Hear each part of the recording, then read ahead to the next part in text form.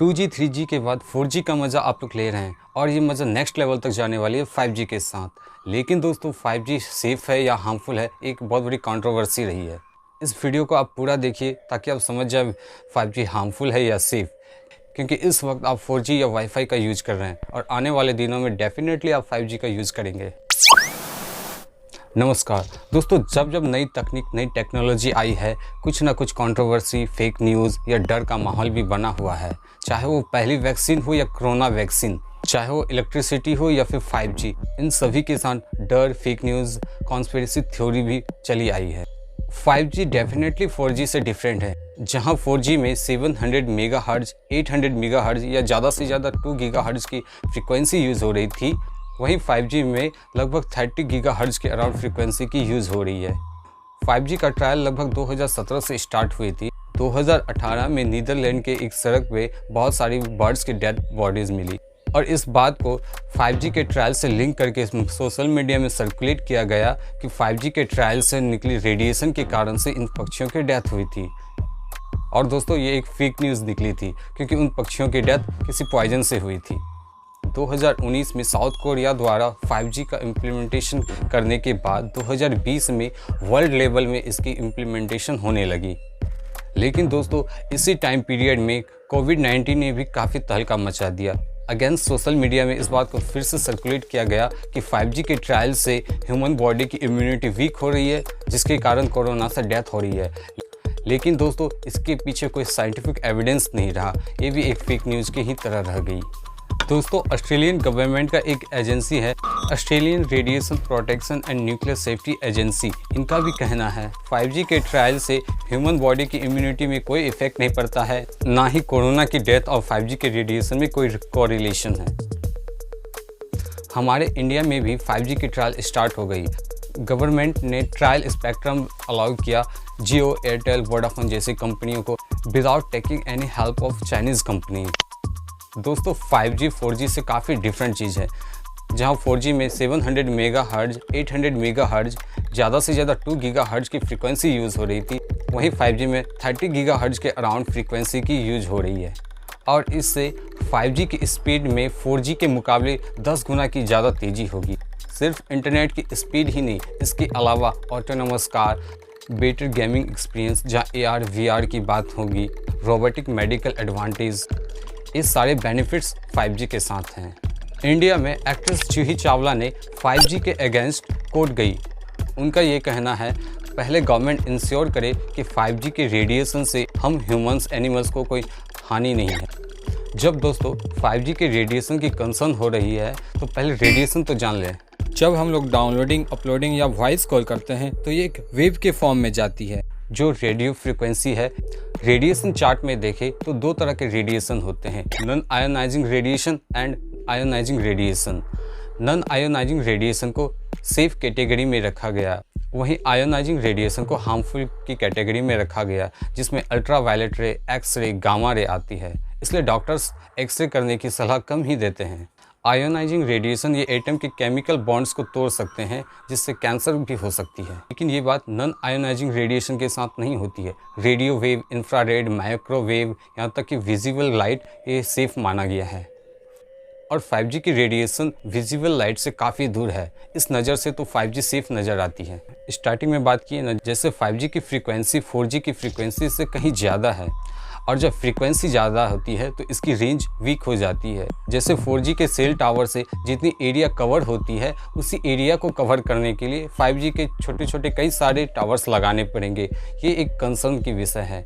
लोगों का कहना है कि इससे हम रेडिएशन के एक्सपोजर में ज़्यादा आ जाएंगे। सिर्फ ज़्यादा टावर की बात नहीं है, इसके अलावा जब 5G की इम्प्लीमेंटेशन होने लगेगी, अब तक हम लिमिटेड गैजेट्स के साथ इस रेडिएशन के अंडर में रहते थे, लेकिन अब गैजेट्स की संख्या भी बढ़ने वाली है। इसी में सभी लोगों का कंसर्न है। लेकिन साइंटिस्टों का कहना है 5G वही रेडियो वेव है जो 2G, 3G, 4G में यूज़ हो रही थी, सिर्फ इसकी फ्रीक्वेंसी ज़्यादा है। और इतनी भी फ्रीक्वेंसी ज़्यादा नहीं है कि ये अल्ट्रावायलेट रे, गामा रे की आसपास पहुँचे। 5G की फ्रीक्वेंसी बहुत ज़्यादा दूर है एक्स-रे, गामा रे से।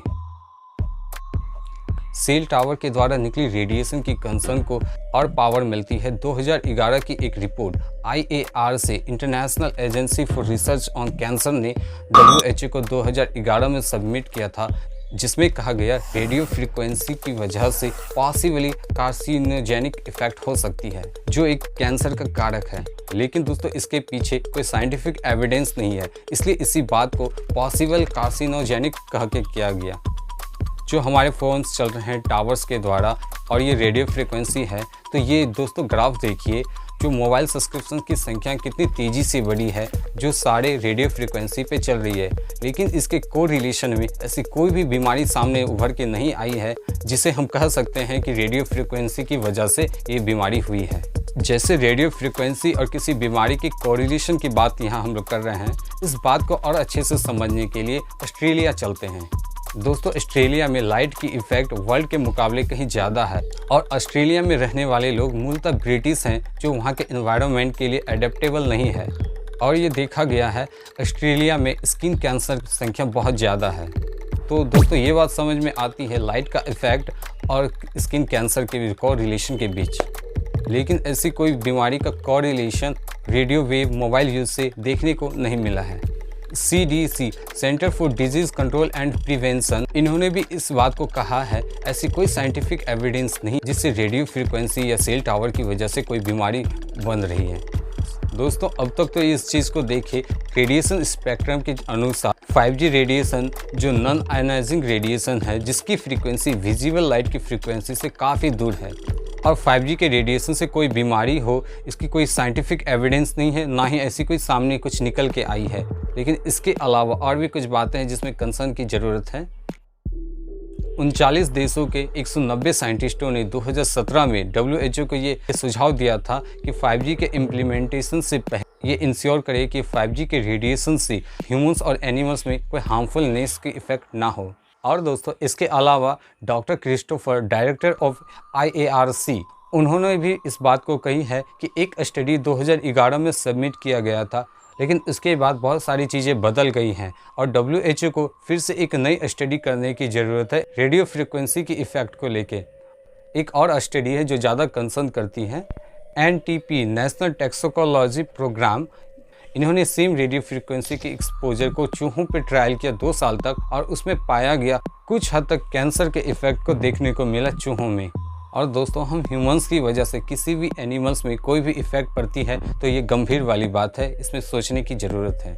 साथ ही साथ फिर से बताते चले, WHO ने एक स्टडी को फिर से अलाउ किया है, अ हेल्थ रिस्क असेसमेंट, जो जारी है इस वक्त, और इसकी कंक्लूजन 2022 तक आएगी। इसमें 5G के कंसर्न को भी इंक्लूड किया गया है और हमें वेट करने चाहिए इस स्टडी का कंक्लूजन 5G को इफ़ेक्ट को लेके क्या बताती है, और ये रिपोर्ट 2022 तक आएगी।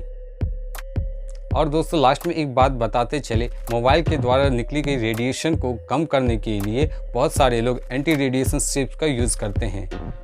ये आपको साइकोलॉजिकल बेनिफिट्स दे सकती है, लेकिन इसके कोई साइंटिफिक बेनिफिट्स नहीं है, ये सारे बकवास चीज़ें। और दोस्तों 5G आने वाली है, इसको लेके ज़्यादा चिंता करने की कोई ज़रूरत नहीं है। WHO की रिपोर्ट 2022 तक आएगी, फिर उसके बाद सोचेंगे। लेकिन अब तक जो एक कंक्लूजन रहा है साइंटिस्टों का, स्टडीज़ का, कि 5G सेफ़ है। और दोस्तों इसी के साथ कोई नेक्स्ट इन्फॉर्मेटिव वीडियो में मिलेंगे, और तब तक के लिए जय हिंद, वंदे मातरम।